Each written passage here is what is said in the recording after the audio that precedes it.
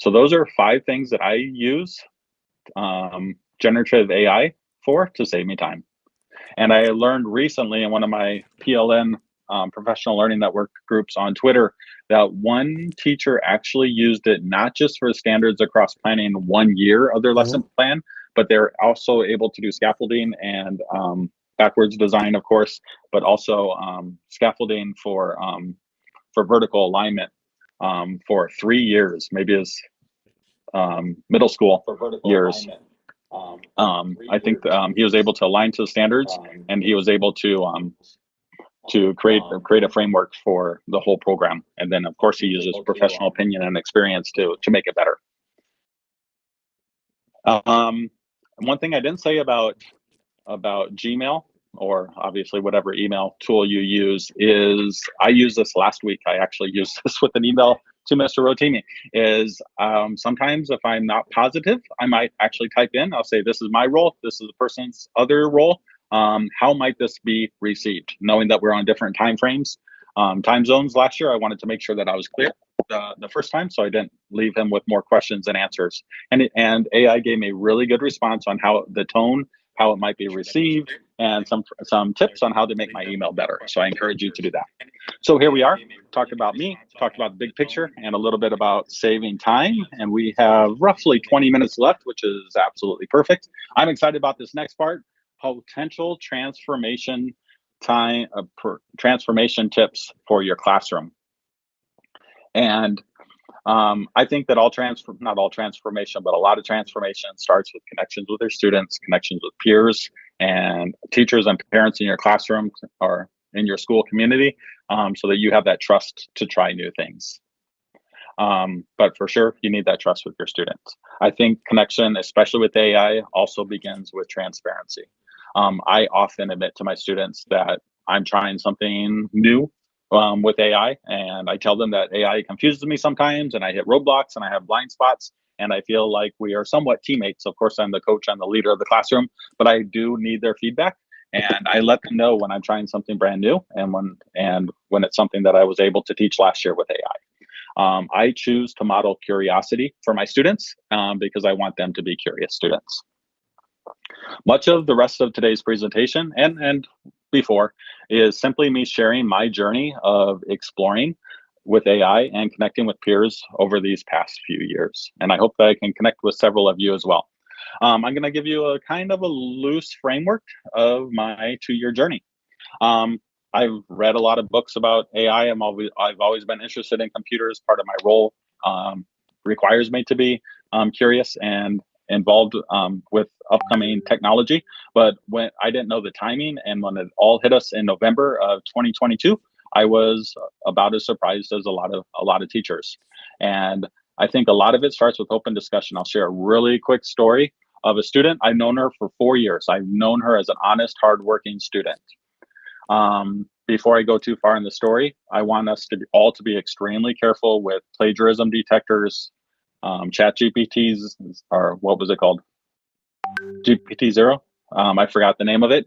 That was an okay Band-Aid when it all came out at the very beginning, but it is not reliable. And speaking quite clearly, it hurts students of a second language more than it hurts students of the first language. So I would never give someone a bad grade only because of a plagiarism detector. I can talk more about that, and I can talk later if you would like, outside of this group.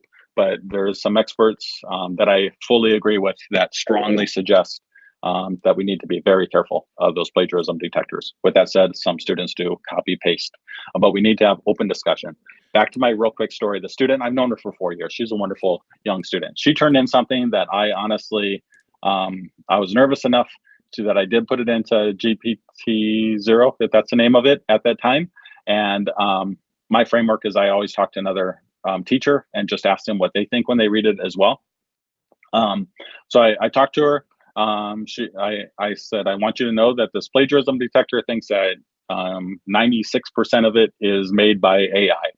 And I want to know how you feel. She shared very clearly that she did use she used translation tools, and that is what set it off a lot. So what I actually did is I took her work which was most of her good ideas, but very eloquently written because of the different tools that she used. And I asked it to make a multiple choice test, just a 5-question multiple choice test.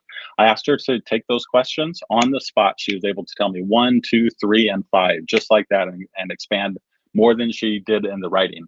And then I said, okay, we can talk more if you're concerned. But it's clear that you learned what I asked, what I hoped that you would learn. And then I think we had a lab that day, or she finished other project early, the task of what we're doing. And then she was actually, I circled around at the end of the class just to make sure she knew I was open to talking about it, and I didn't want her to leave with hard feelings. And what she was doing is she was researching the one answer that she didn't know the answer, the one question of the AI generated multiple choice test, more of a discussion. And she wanted the answer because there was one vocabulary word in the question that she didn't understand. Then she sent me an email, like a very sincere email 2 days later, that she was so happy that I talked to her and didn't think that she's a cheater and that she learned from the situation. And she just wanted me to know that she took the class seriously and that she didn't mean to break any rules. I won that girl's trust 2 years later. I know that we can trust each other for anything academically, and it was just a tiny little, not even a bump on the road. So everything we do, I think we should include the students with our red flags that pop up. One thing I help lead student council at our school. And one thing that we have always done is, not always, but for the last 2 years, is we have our student council representatives go for one lunch a month, and some topic that they think might be on a lot of students' minds, they go around the cafeteria and they get tips. We knew that Mental Health Day was coming in October 10th. So near the end of September, we went around and we got, I don't remember how many, like more than 120 students, quick little pieces of advice about one tip that they have for staying mentally healthy. Keep in mind, this was in September 2023, which actually feels like a long time ago. So this is a bit of a simple example, but this is something that all of us can do. I used a image generator. I chose Canva. We do subscribe to Canva at our school. And what I did is almost all students and some teachers, I simply wrote down the one thing that they wrote down on the clipboard. And I took the time because I wanted to explore with Canva image AI at that time, image generators. And I created something to symbolize each one. And then with my grade 10 technology class, I asked them to help me improve it. We wanted appropriate age. We wanted appropriate nationalities that represented our school.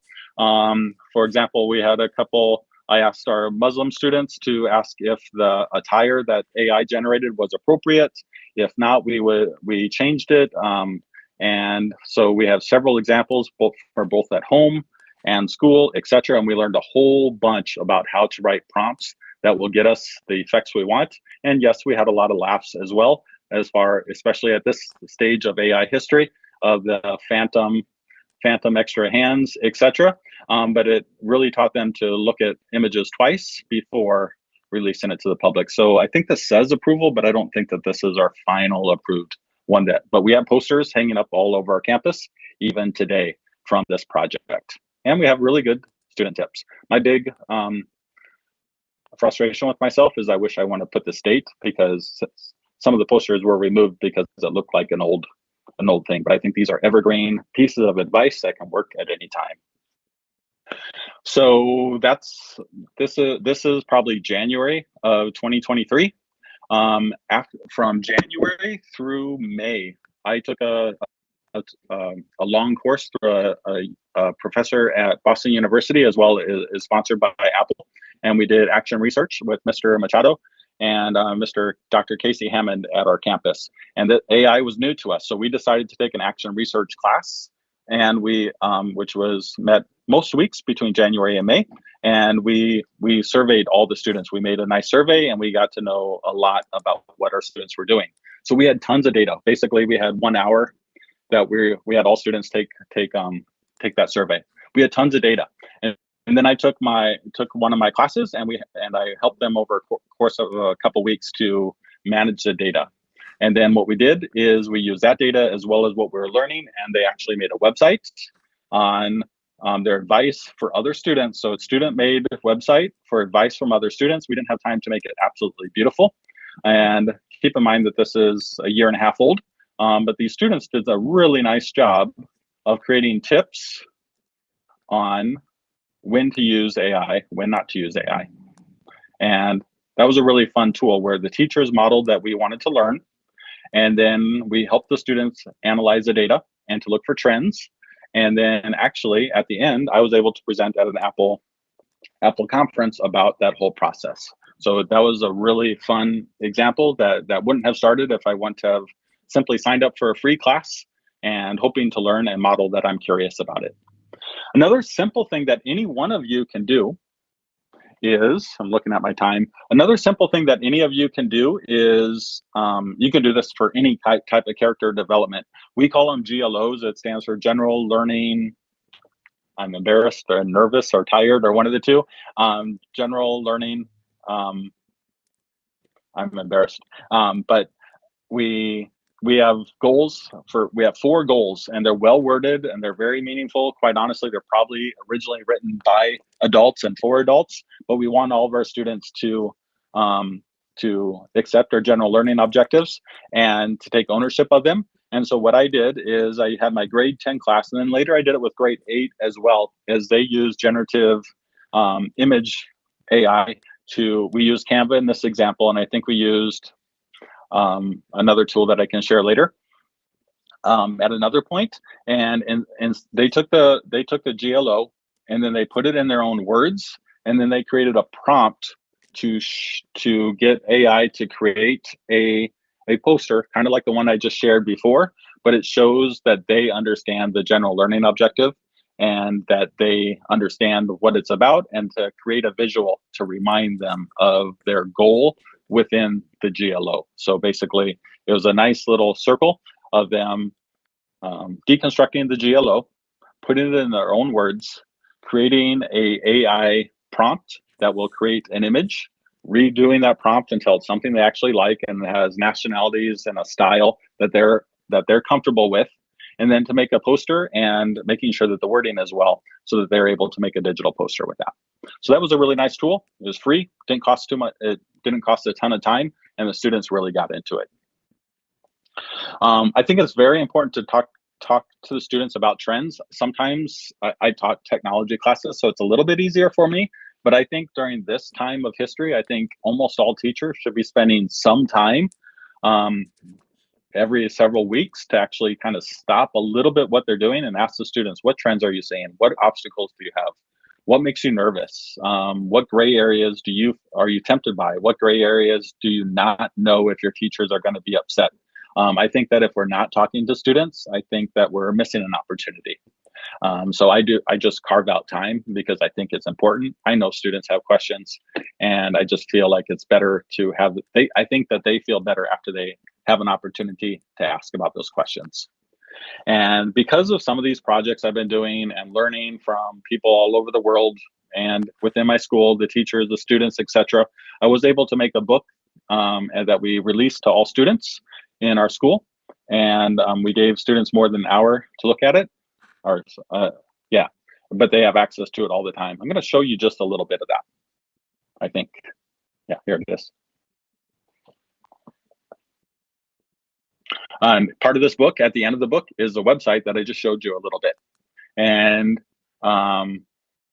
what I like about this is we interviewed real students and we got their real opinions. We shared some frameworks of what teachers think about AI, some frameworks for how to think about when they're using AI correctly, a little bit of humor.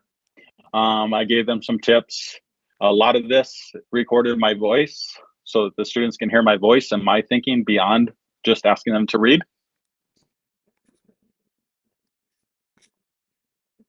I'm not sure if you hear that because I have my earphones in, but you hear my voice either reading this or giving more context. And in this book somewhere, it might have been a link to how they felt. Somewhere I shared students' opinions, and I got a hardworking, I don't want to label a student, a hardworking student that did great in some classes and okay in other classes, but every teacher saw them as hardworking, every student saw them as hardworking. And I did it, and he shared his opinion anonymously, and he shared like 2 pages of how he feels when he sees his students cheat. And even though it was an anonymous student, he wrote it with enough passion that I think that the students who read it remembered it. I was able to celebrate some students that used AI creatively with the help of Mr. Machado the previous year. Let me scroll to the beginning. I was able to share what United Nations thinks about AI and their concerns, their 6 concerns. I won't read all of this, share all of this. I just shared my honest thoughts about it, and I just tried to model using AI to make a book. It's not quite ready to publish, but I hope to publish it in the next month or so. And then I made it in a way so that there's active buttons that they can skip around. And then I created a legend, and I made it in a way that students can start anywhere and learn a little bit.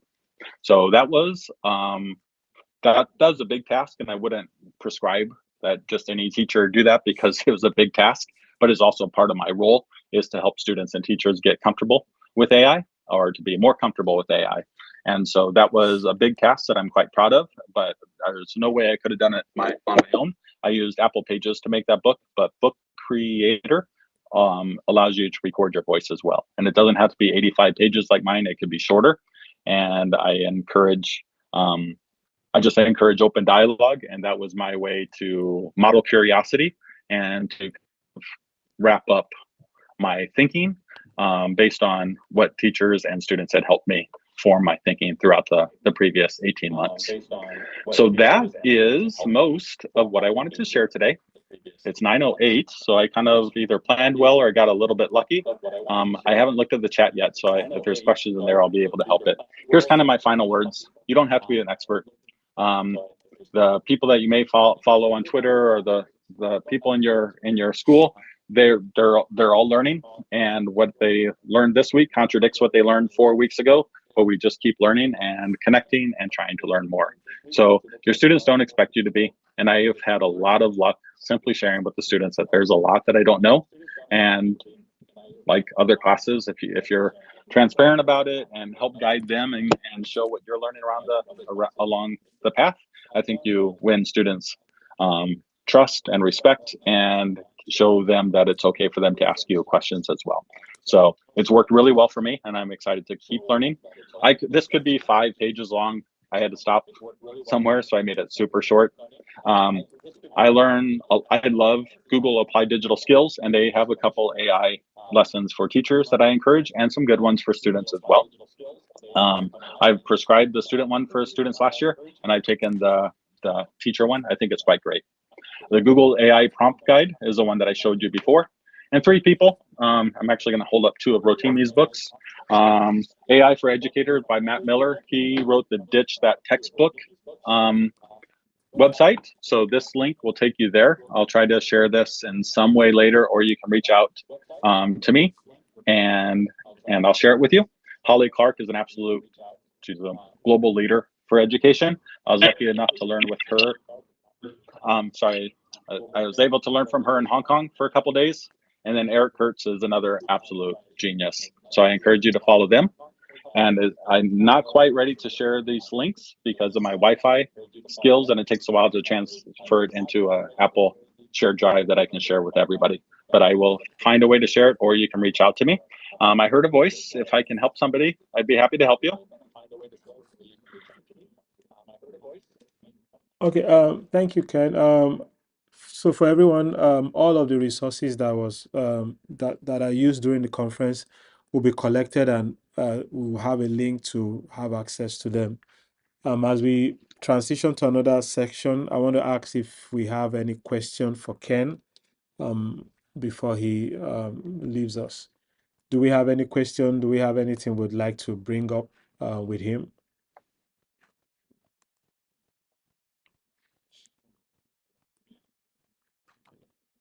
Okay, do we have a question? Okay, so there are no questions. My camera. Okay. Ken, you I'm can. excited to learn from others next couple days. Okay. All right. So Ken, thank you so much. It's great to have you Thank with you. us. It's been wonderful having you Thank you, around. Rotimi. Yeah. All right. If you can stop sharing your screen so that I can share mine.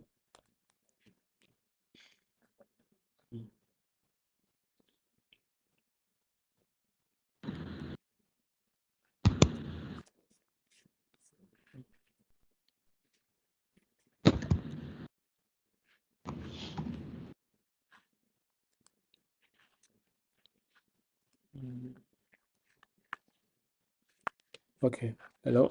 So I'm trying to bring up the next guest, the next um,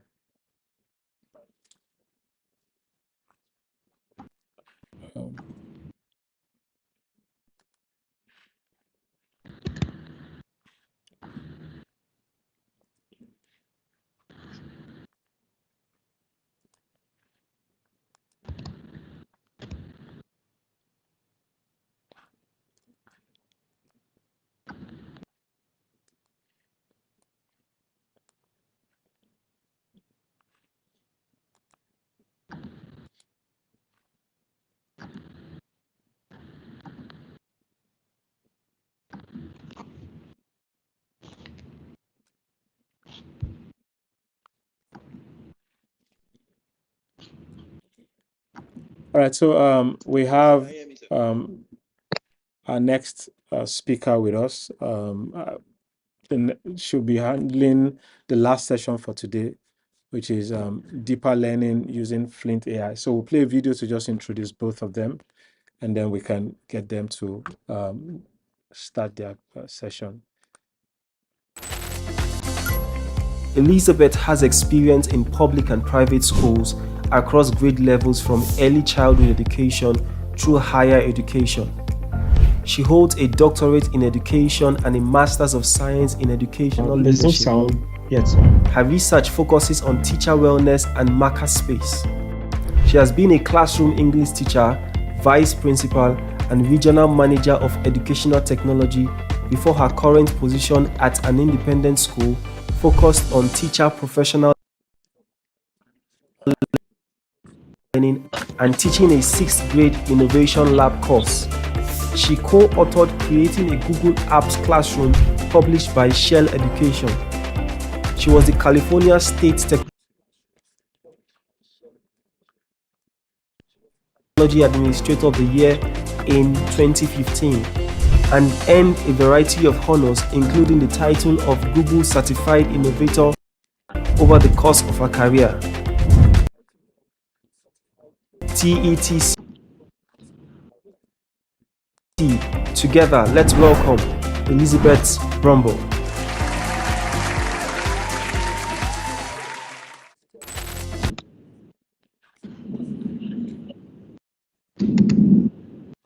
All right, I'll bring Elizabeth up now, and then she can.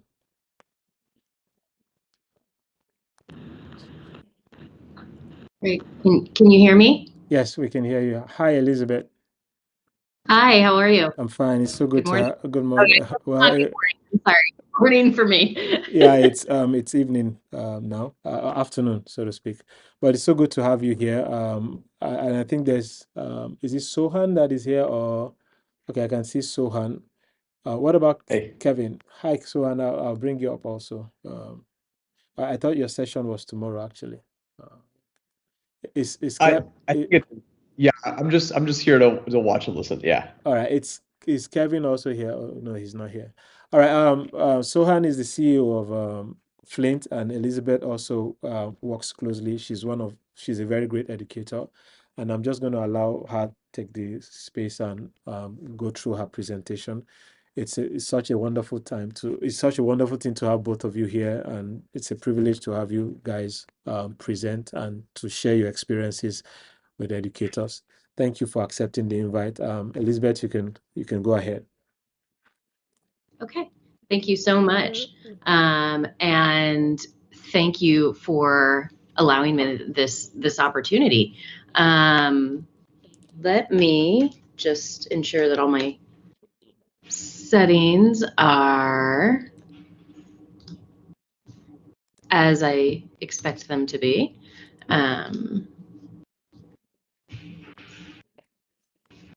Get the correct window shared. And hopefully what you are seeing now are the first set of my slides that says deeper learning using Flint AI in education. Is that what you're seeing? Yes, that's it. Excellent. Okay, so I am here in San Jose, California, in the United States, and I want to talk to you a little bit about how our journey with AI in education has progressed and what our kind of fundamental philosophies are behind that, regardless of the access or the technology access that you may have, because there's a wide variety of possibilities about how you can use AI. So first, I want to give you a little bit of context. I wouldn't be a proper researcher if I didn't first set the stage for how our particular environment may be similar or different from your own. Our challenge, I think, our challenge is similar to what many educators and schools' challenges are, which is to differentiate learning within heterogeneous groups that have varying levels of experience and access, and within the context of doing that, individualize a student's experience and deepen their learning, so that ultimately when our students go on to the rest of their lives, they can explore their personal best pathways. So this is sort of an overarching philosophy of education, right? Like, this is what we're trying to do with our students. Specifically, we are in a large urban city. We are a large private day school that has students from a plethora of locations, and we are on 4 different physical campuses based on the age level of the students throughout our school. And we are resourced well enough to be able to be selective in our hiring. So what that means is that when we are looking for teachers, we're looking for folks who are already predisposed to try new things and are interested in exploring what may be new and innovative. And that is a fortunate situation to be in. So when AI started to become more prevalent across the world, and it was something that we wanted to make sure that we were being aware of and keeping abreast of. And we wanted to make sure that we are constantly preparing our students for the most flexibility in whatever those future pathways may be. But we still want to remain focused on these tenets of good instruction and good learning, which center on the value of play, the value of exploration. And I don't care if you're talking about technology, or you're talking about crayons, or you're talking about being outside, that experiential learning is paramount to deeper learning. And we wanted to expose our students to what AI might be able to provide for them as they leave our schools as well. So focusing on how can we use AI for student learning with a focus on student learning primarily.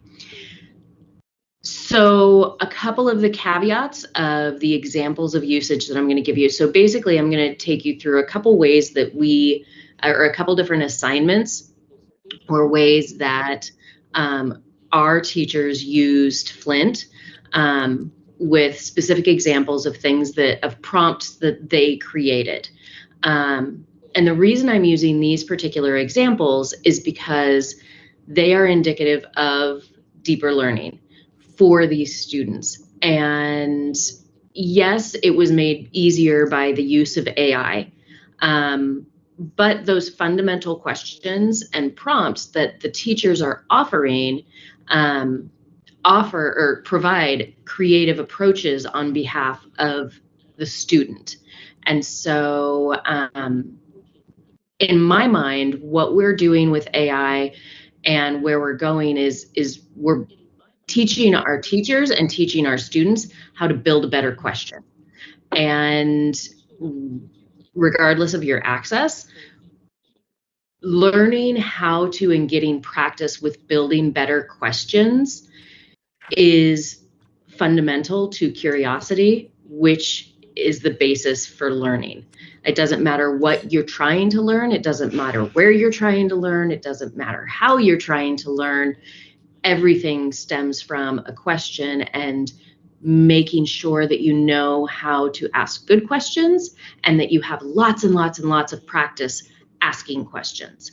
So that exchange that AI offers in the asking of questions and responding has really been so personalized for our students. So a couple examples of, well, actually, before we get into examples, this is a very much higher level look at what our journey is in AI.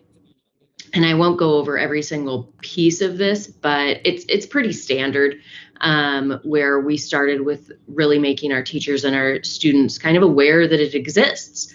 And you might want to take that for granted or maybe not, but knowing that it exists and what it does and how and why is really important. And then building the discrete skills of how you interact with AI. This is that building a better question, building a prompt. What is our strategy? How do we start implementing? And a year ago, about this time, is when we first reached out to Sohan with Flint. And after our vetting process, we ended up choosing this one platform to go with so that we could stay focused in our efforts and make sure that when we got to kind of evaluation and integration, that we weren't muddying the data waters with lots of different examples of things that we were using. And so we're in the process now of really implementation and evaluation, and I think full integration is honestly still a good ways off. And I don't even know what full integration fully would look like, because there's no interest in having it replace everything that we do. It has a purpose. It has a really useful purpose to extend and deepen learning. But the conditions under which that happens are some of the details that we are still working out.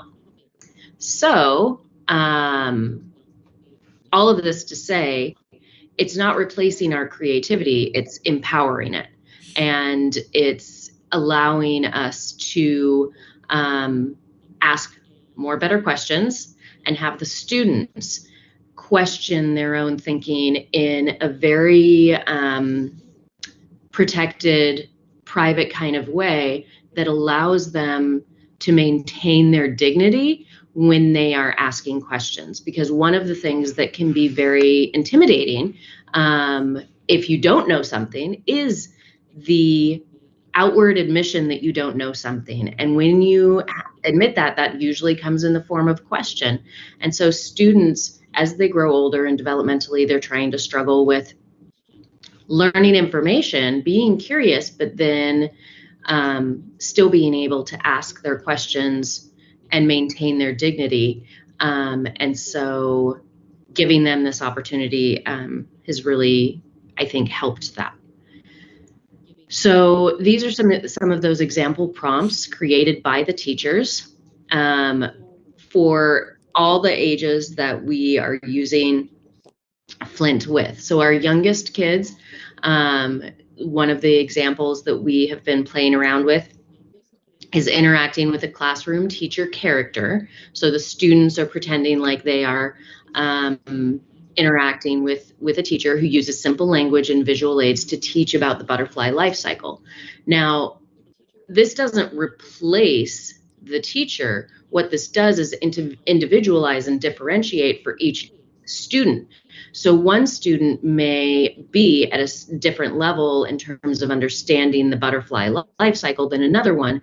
And so each of those students can enter with the information that they have and then engage in this individualized conversation, for lack of a better term, with this virtual teacher. Now, what does the actual teacher do during this time? But the real life teacher then can monitor and help each individual student either correct some assumptions or get them back on track, and highlight what's going well. And like I said before, redirect where maybe it's going sideways a little. So for a little bit older students, imagining that they're a reporter talking to a famous person from any history, and the tutor will act like that person, answering questions about their life and what they did. And that's a fun way and an important way to learn about people from history without just reading sort of biographical information.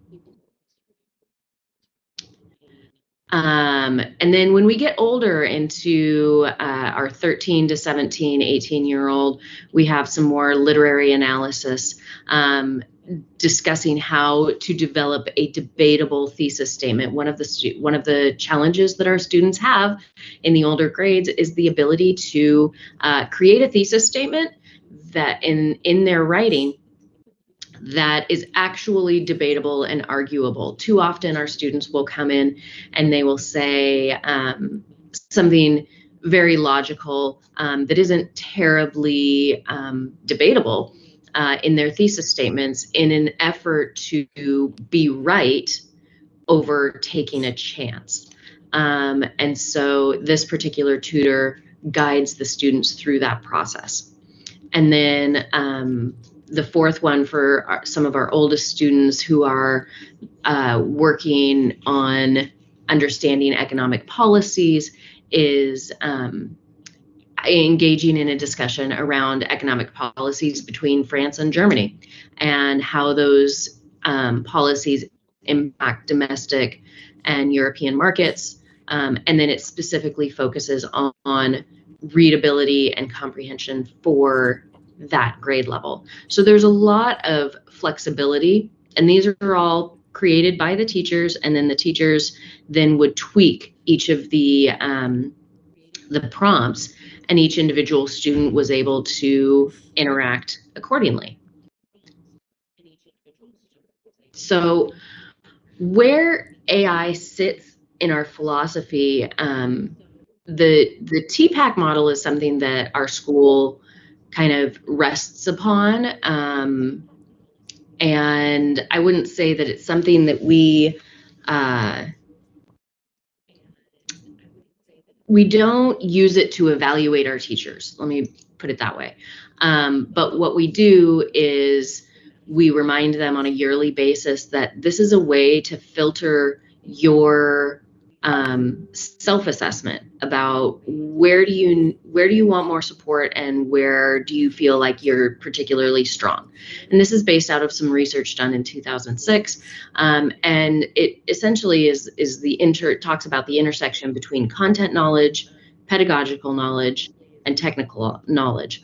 So the content knowledge, right, is how well do we understand the content that we're teaching, and how well do we stay up to date on that specific content. So if you are teaching literature, are you making sure that you're continuing to stay abreast of whatever is contemporary, math concepts, science concepts, all of those.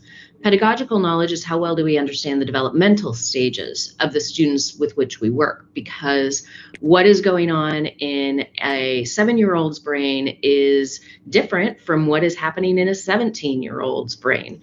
And so what do we know about child development stages to make sure that we are meeting the students conceptually with the activities and the instruction that we plan to make sure that we to make sure that that content is actually going to be absorbed and applied.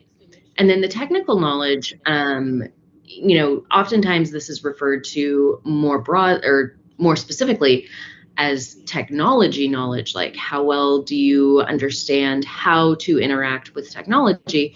But I would argue that it's broader than that, because there are technical elements that exist within every system, and school is a type of system, that make up the job of doing school. And there are people who come either predisposed or they have a family background that gives them the opportunity to be able to be more proficient at doing school. And so we as teachers, oftentimes we are folks who did school well. We know how to go through the process of navigating, let's say, selecting classes, advocating for yourself or not, working through how to get from home to school, all of those technical elements that greatly impact the ability to understand the knowledge and the content. And so if we don't address those, then, or at least be aware of them, then we're not doing ourselves as great a service as we could.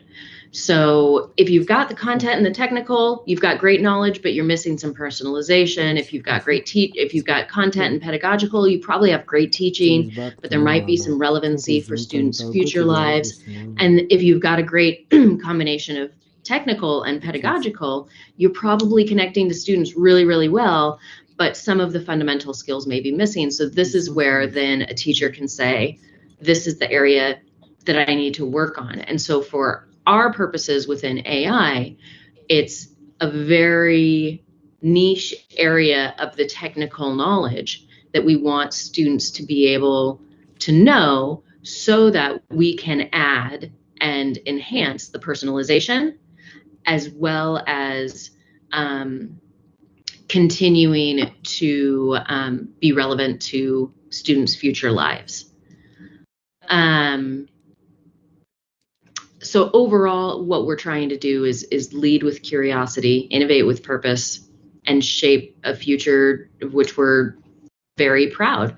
And I believe that this is my information, my email, my WhatsApp, and I think that there's an additional presenter who's coming in for this next 20-minute portion. He should be, I'm not sure if he's here yet or not. But I'm happy to field any questions, or if anyone has anything.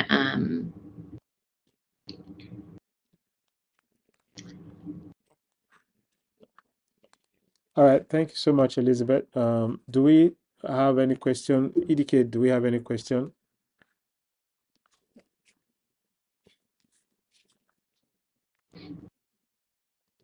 No, we do not have any question. All right, so we have Kevin here. Kevin also will be presenting on how they are using Flint AI at his school. So I'm just going to bring Kevin up, and then I'll have him go ahead. Hi, Kevin.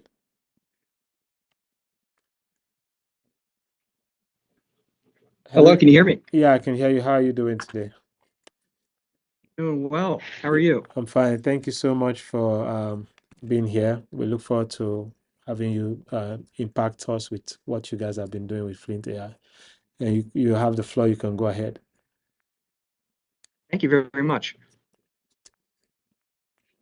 I'm waiting for my screen to appear. I don't see it in the Teams app. Can you see my title screen? Yeah, we can see it. Oh, great. Unfortunately, I'm going to have to just look at my screen here and look at my presentation. So if at any point you're trying to get my attention, feel free to just jump in on the audio. Thank you very much for having me. Good morning from Philadelphia. My name is Kevin Gregorio. I will be presenting on Flint and a topic that I'm fascinated in that I call self-regulated learning, along with many others. I'll introduce that a little more formally in a moment, but before then, as I said, my name is Kevin Gregorio. I'm the Director of Learning Services at St. Joe's Prep, private Jesuit high school in Philadelphia.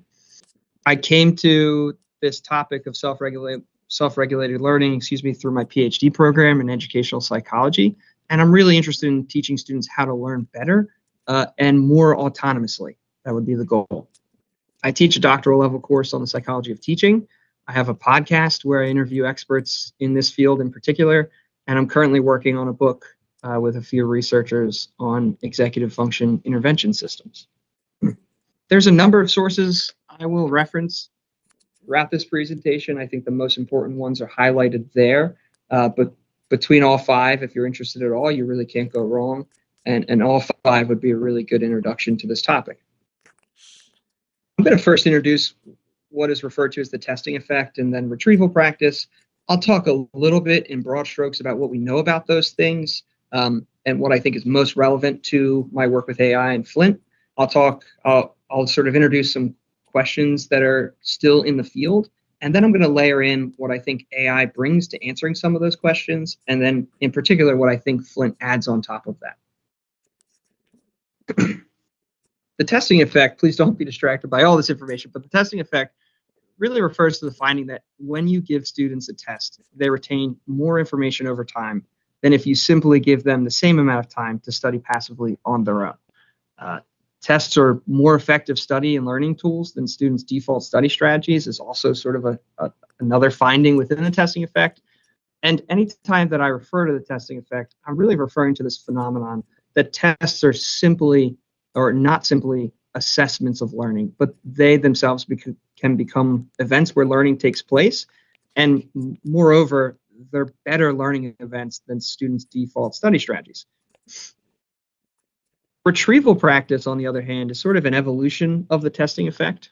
And again, this becomes sort of the foundation with which I interact with AI and become really excited about the hope of AI and Flint in particular. So retrieval practice refers to sort of an evolution in the research of the testing effect.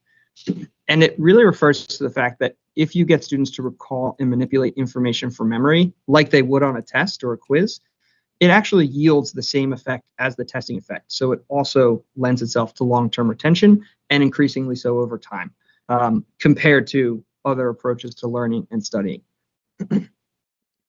I think what's really important to stress about this point, this distinction between the testing effect and retrieval, is that retrieval doesn't have to look or even feel like a test or a quiz. While the testing effect obviously refers to a more formal assessment, retrieval refers to the replication of this phenomenon, but in a much more casual environment. So you could get the retrieval effect through a conversation with the student where the student just doesn't have access to their notes and they have to sort of recall things from memory. You could put a student at the board for 5 minutes and have them present on what they learned in trigonometry. That would yield the retrieval effect. You could have them sort of role play. Again, what is really important is that they're doing this without notes, prompts, or cues or anything that would sort of trigger prior learning. One of the tributaries or sort of alleyways of research that comes into and out of this topic that I think is most important here is something referred to as retrieval effort. And this really refers to the difficulty of the retrieval practice itself. So whether or not I put a student at the board or I have them, sit in front of a blank piece of paper and tell me everything that's going to be on the French test on Friday, there's obviously a spectrum of difficulty. A fill in the blank test is going to be slightly easier than a short answer, which is going to be easier still than sitting in front of a blank piece of paper and from first principles having to produce what's going to be on the test. Interestingly, when I talk to students, and I'm looking at this image now, when I talk to students about this, the physical analogy is really convenient. Working at an all-boys school, it never fails, it seems, to work to get students to think about, if we were to go to the gym and I were to say, I really want a good workout, if I were to do 10 repetitions, for example, of something really easily and say, okay, thanks for a great workout, I'm good. I always ask students what they would do, and their instinct is to say, no, hold on, you have to do more. And when I sort of press them, they're like, well, you need to put more weight on, you need to do more reps. And when I press them even further and sort of ask, well, like, what exactly are you looking for? When do you know I've gotten a good exercise or a good workout? They'll say things like, you're kind of looking to get into that zone or that sweet spot or that place where it's just hard enough. And so it reflects this sort of thought experiment, reflects kind of a robust instinct for students physically to know where this like zone of proximal development or like this optimally difficult or this optimally desirable difficulty is for physical workouts. However, when you sort of then move that into the classroom, they have really no such instinct. Their idea of like what a good workout is in algebra or what a good practice or study session is in any other class is far less robust and nuanced.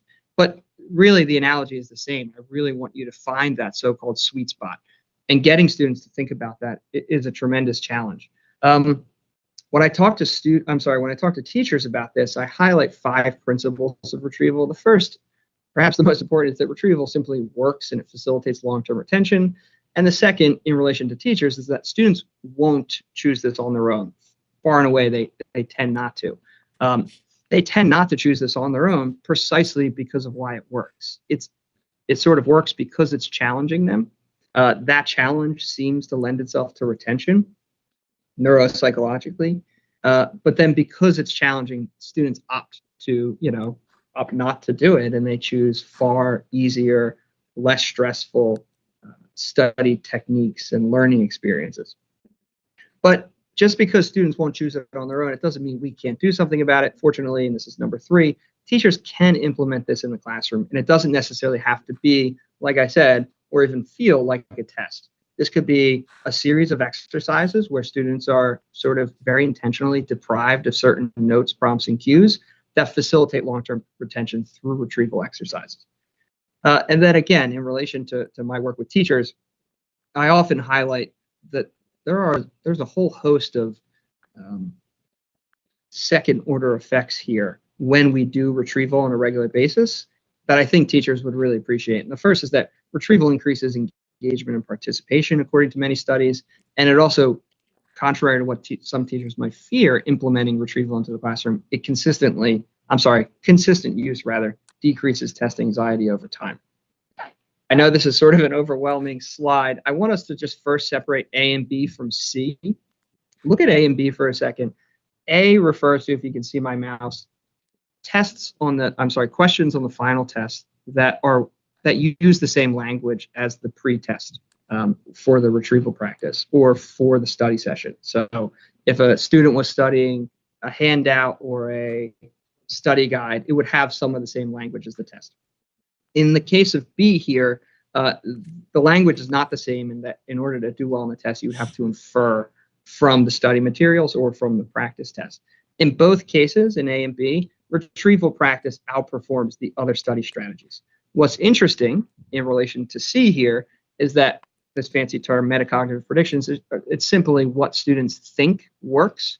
They rate it almost exactly wrong, where retrieval outperforms every other study approach on offer here in this study. They rate that as the lowest. And again, there's all sorts of interesting conversations about how students perceive difficulty in the classroom versus, on the football field or in the weight room. There's one paper in particular by 2 prominent researchers in this field who happen to have the same last name that I think encapsulates a lot of the principles that I'm talking about here. It's making things hard on yourself, but in a good way, creating desirable difficulties to enhance learning. I'm just going to push this point a little bit further here with some prevalence data. It turns out that the vast majority of undergraduate students tend to not endorse self-testing or retrieval practice. But interestingly, students that are sort of further along in education, so in med school or in law school, and even more so at more prestigious institutions, tend to endorse retrieval and testing a little higher, which suggests at least that this is something that can be taught. And moreover, it could be sort of a culture that's taught that these are things that we want to head towards, these challenging ourselves on our own to facilitate long-term retention.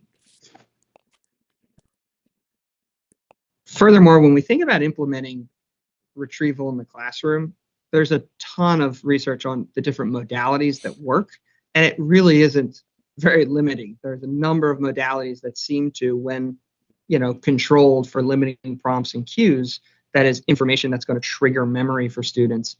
There are a number of modalities that teachers can use that facilitate long-term retention, and the retrieval effect, excuse me. But there are a few problems. It's really difficult to get students to use this on their own. So even though we can use class time and explore all those different modalities and make it even less formal in the case of retrieval practice as opposed to the testing effect, even though we can do that, it would obviously be better for student success if we could get students to go home and do this on their own. However, progress on these interventions designed precisely to get students to use retrieval on their own has been, and I say this as someone who's designing one for his dissertation, it's been really challenging. And there's a number of prominent researchers in the field that have struggled to sort of bridge what they call that no-do gap, from knowing that retrieval is the right thing to do, that it's going to beget success and long-term retention, et cetera, going from that knowledge to actually that action and change in behavior seems to be an enormously wide gulf. One that I think AI and Flint in particular, in really interesting ways, actually bridges. And so before we enter in AI, if I'm sitting here and I'm thinking, well, what would be sort of like the ideal retrieval situation? It would include these things. First, it would include individualized retrieval efforts with responsive feedback. So where a test is good at creating some sort of testing or retrieval effect, it doesn't challenge you back or sort of respond to what you're writing in real time, the way that a conversation, as I'll introduce in moments, the way that certain AI chatbots might.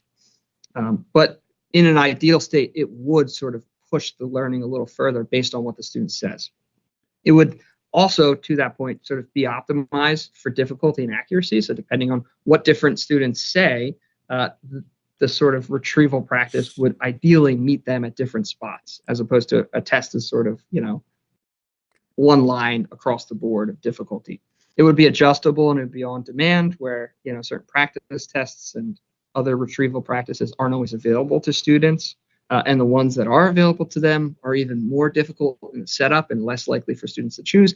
And again, in an ideal state, some sort of retrieval practice would close that no-do gap and actually get students to do this on their own. Excuse me. And so it was with all of that sort of in my head that I started to play around with ChatGPT, I guess, maybe 2 years ago. And then, of course, I bring that experience into my experience with Flint. But first, sort of starting with AI, you can use AI for self-testing and retrieval. So if you look at this sort of example here, Chat, can you quiz me on the testing effect of retrieval? It will produce a bunch of questions. And so the testing effect could theoretically happen in an AI. And furthermore, you can actually make this less like a test or quiz. And for example, I say, can you make the quiz more conversational? And it, of course, absolutely says, hey, let's talk about the testing effect. Have you heard about the testing effect before? What do you know? And this would be sort of closer to those first two bullet points of that sort of holy grail of retrieval, where it would be responding to my retrieval attempt and meeting me, hopefully, at this sort of desirable difficulty level where I was. So no matter how good or bad my answer is, it should respond accordingly. And if it doesn't, I could sort of tweak that. There are a number of problems. Sorry, let me jump back. There are a number of problems with that. Let's imagine I'm a teacher. I'm sitting in front of 20 students. I don't really know what each of them are doing. And so I may not be able to coach all the students on, hey, this is how you should be interacting with the chatbot. Excuse me. If a student isn't sort of trained, one, in its interaction with AI, or two, in the ability to sort of find that sweet spot of desirable difficulty, that's a lot of coaching that's sort of required in front of me. And so I don't have that centralized oversight. I'm going to have to be going from desk to desk, talking to the students. There may be a level of education and perhaps some classes in particular that lend themselves to this. I don't think it's a waste of time at all. It's just suboptimal, especially in that decentralized component. And so while I may be able to create certain chatbots on Chat GPT, again, even their interaction with those sort of custom tailored chatbots is going to be suboptimal in my ability to review it. And so what would be ideal would be the ability to sort of disseminate retrieval and then in a centralized location, go through it, see how students are doing, and then react as the sort of expert in the room. Which I hope doesn't sound like I'm setting this up too much, but which was one of the things that really excited me about Flint when I first discovered it, was my ability to custom create these certain chatbots. And I was able to test this out in a number of different classrooms that I myself taught in English 3 high school class, and then in a study skills and executive functioning class with freshmen. And then as I started to shop this around with teachers, I realized that, oh my gosh, this could work in physics, this could work in Latin, I can see this working in Spanish. And so more and more, I was sort of getting more data on how this could be implemented, again, to create what I think is the optimal learning experience, which is namely retrieval practice. And so if you could sort of just unpack, I know that there's a new user interface, but this was the first one that I really fell in love with Flint on. I can create these chatbots that are customizable in their ability to render an exercise into retrieval practice, and the student has a conversation based on the prompts that I create.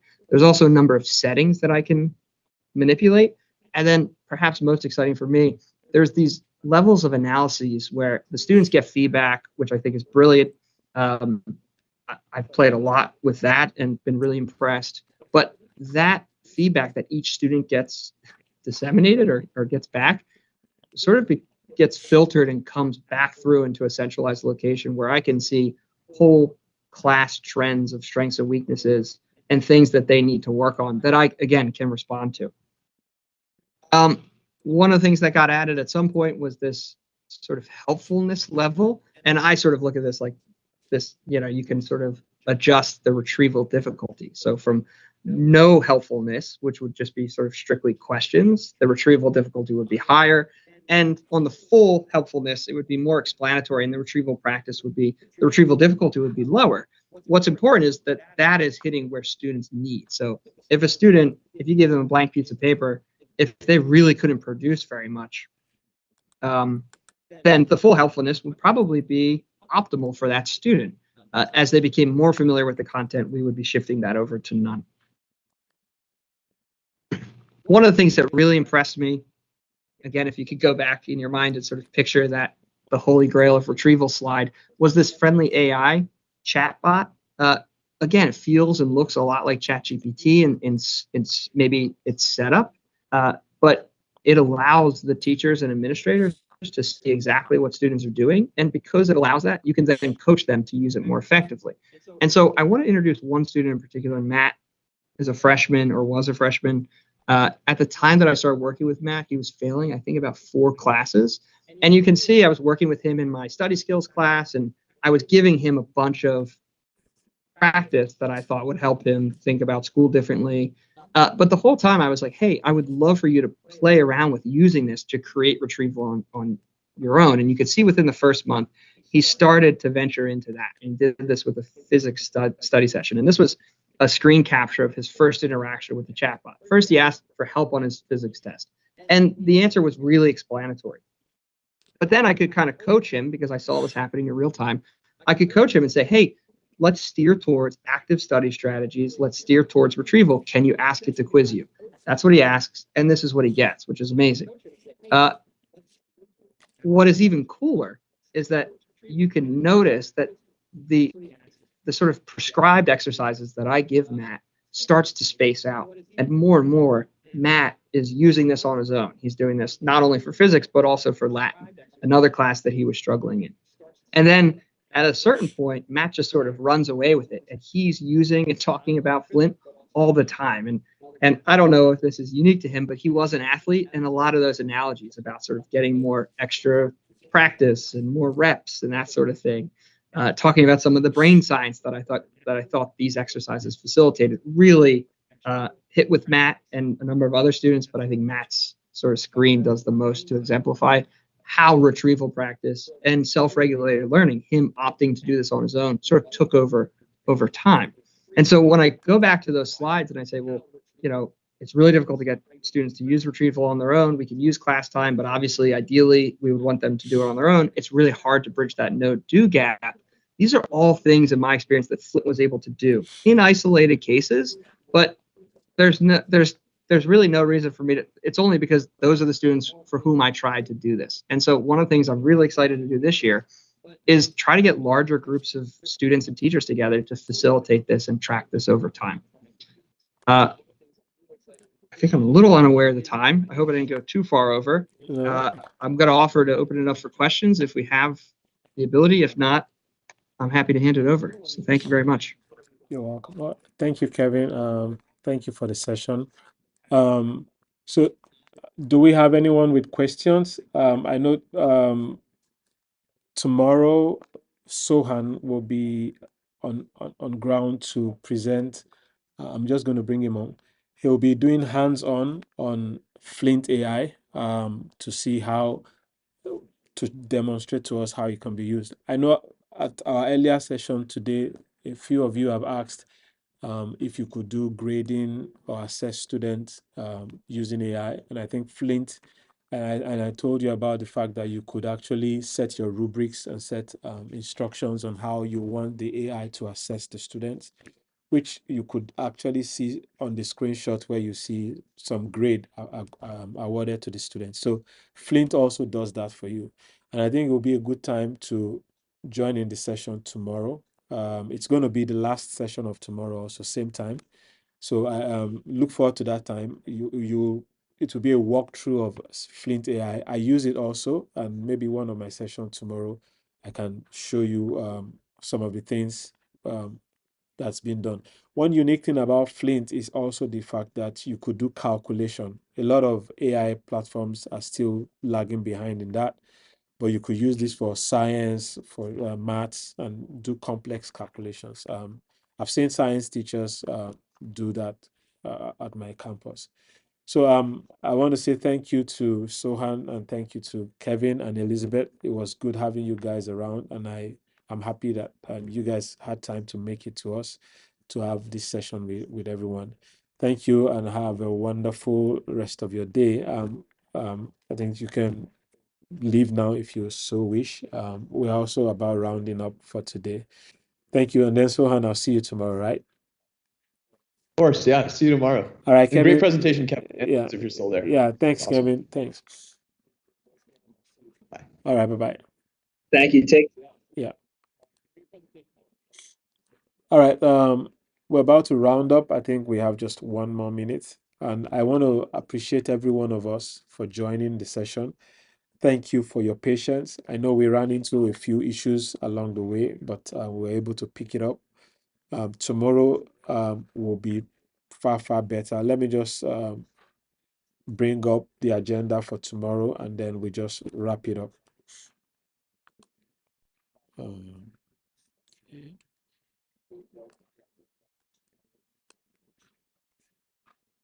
All right, I'll share my screen now.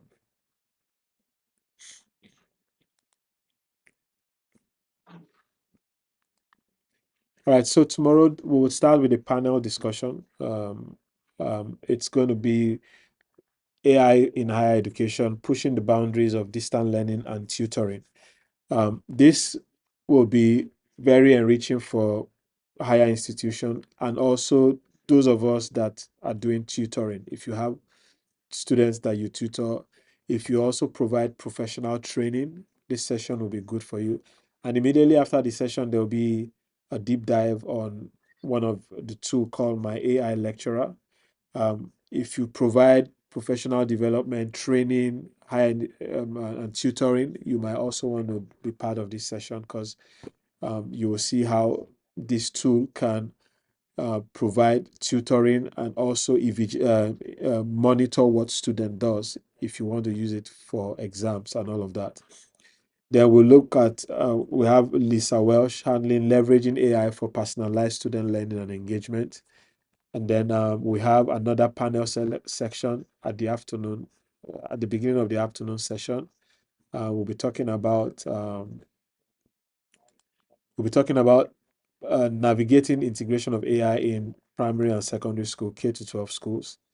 and we're having a panelist, and it's going to be very informative and instructive, especially for teachers and administrators in secondary and primary school. Then I'll look at cultivating curiosity, AI as a catalyst for student-driven learning. So we'll go back to some of the things we missed out on. I would also highlight a few ways we can use Flint and Spaces. I think I will look into that here. And then Sohan will come in finally tomorrow to show us how to deep dive into the use of Flint AI. And that's how we would wrap up the session tomorrow. Let me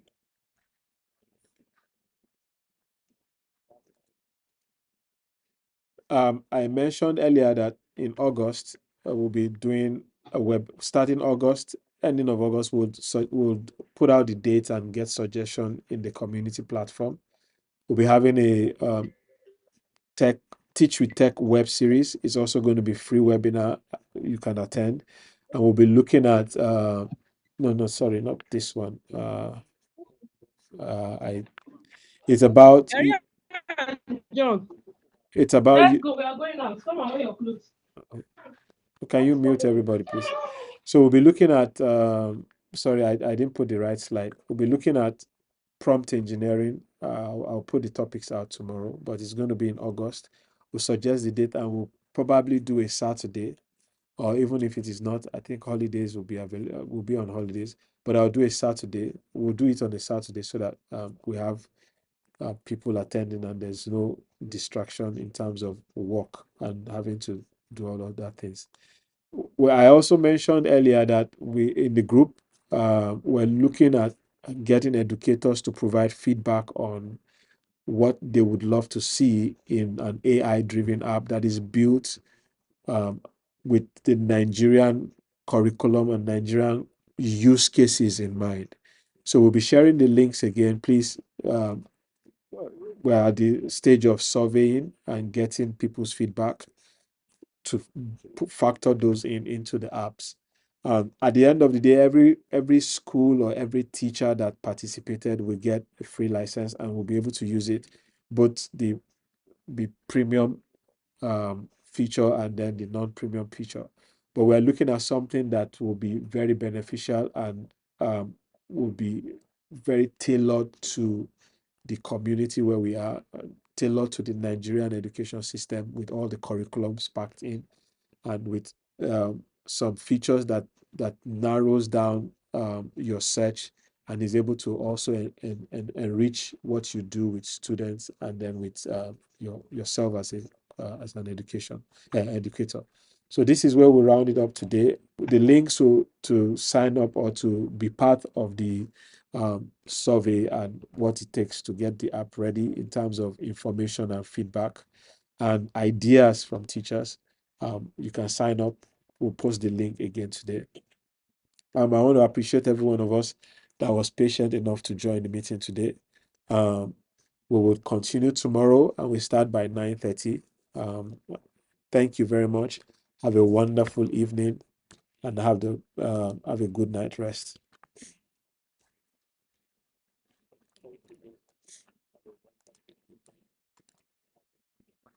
Thank you, sir. Yeah, thank you, everyone.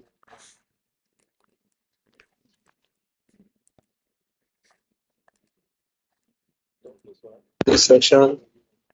All right, so I now wait to meet you tomorrow. Yeah, thank you.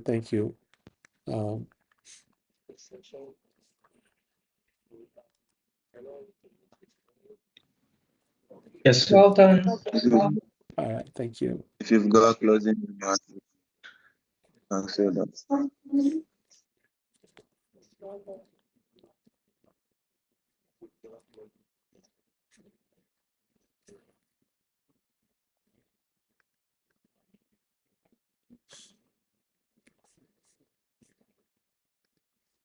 All right, good night, everyone. I'm going to end the call now.